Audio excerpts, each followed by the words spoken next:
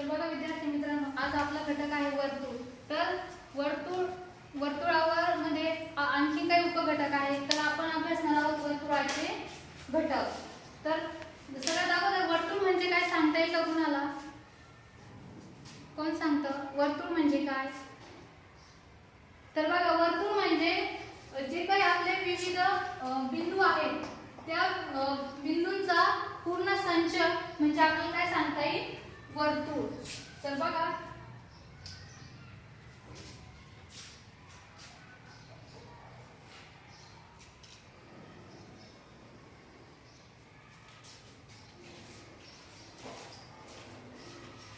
या ठिकाणी हा जो काही आहे आपला वर्तुळ, या ठिकाणी बघा बिंदू आहे, विविध बिंदू. या बिंदूंचा पूर्ण संच म्हणजे काय सांगता येईल आपल्याला?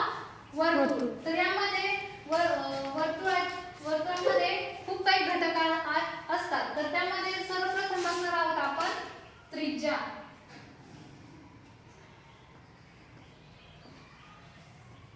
तर बघा, सर्वप्रथम आपण बघितलं आहे वर्तुळ.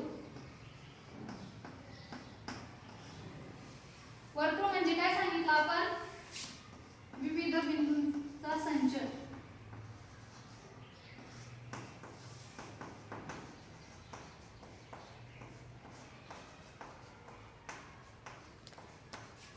याला आपण काय म्हणतो?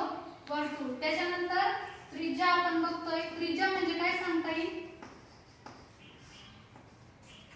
तर बघा, त्रिज्या म्हणजे आहे आपला वर्तुळ मधला जो काही बिंदू आहे तो वर्तुळाचा जो काही परिघ आहे त्या वर्तुळातल्या बिंदूपासून परिघापर्यंत जी काही रेषा जाते तिला आपण काय म्हणतो? त्रिज्या.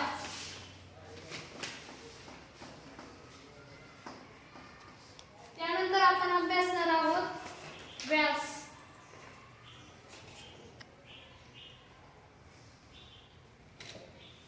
तर या ठिकाणी व्यास आपण x आणि y हे चिन्ह राखून बघू शकतो. तर या ठिकाणी त्रिज्या म्हणजे काय बघितलं आपण? कोण सांगतं त्रिज्या म्हणजे काय? तर बघा, त्रिज्या म्हणजे वर्तुळ बिंदूपासून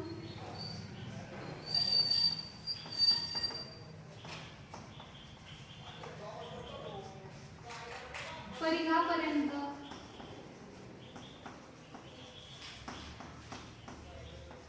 जाणाऱ्या रेषेला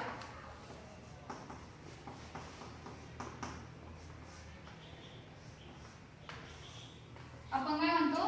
त्रिज्या. त्यानंतर व्यास बघितला आपण. व्यास म्हणजे काय?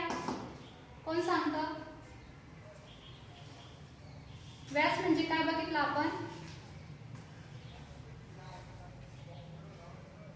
बघा, व्यास म्हणजे वर्तुळ बिंदूपासून परिघापासून वर्तुळ बिंदू मधून जाणाऱ्या रेषेला आपण काय म्हणतो? व्यास. तर बघा, या ठिकाणी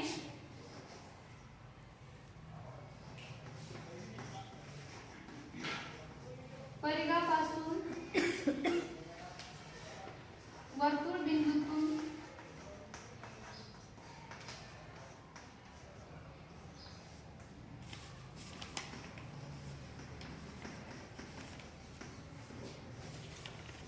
जाणाऱ्या रेषेला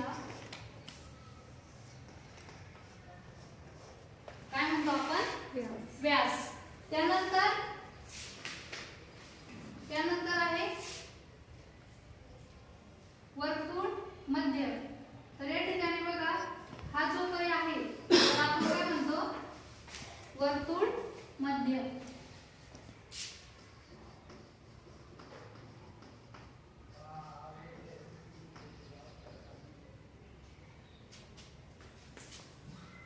सर याला आपण वर्तुळ बिंदू असे म्हणतो.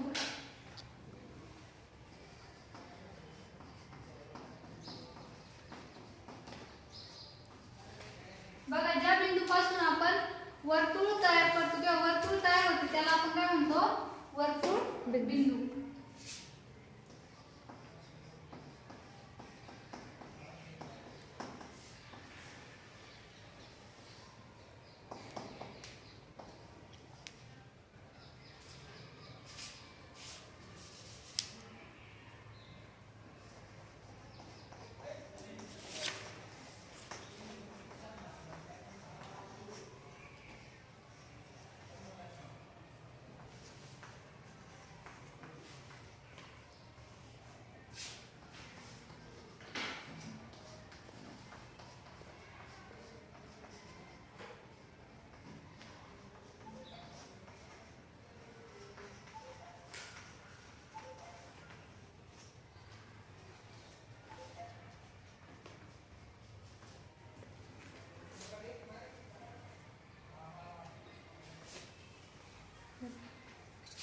अशा प्रकारे आपण वर्तुळाचे घटक या ठिकाणी अभ्यासले आहे. वर्तुळ, त्रिज्या, व्यास आणि वर्तुळ बिंदू.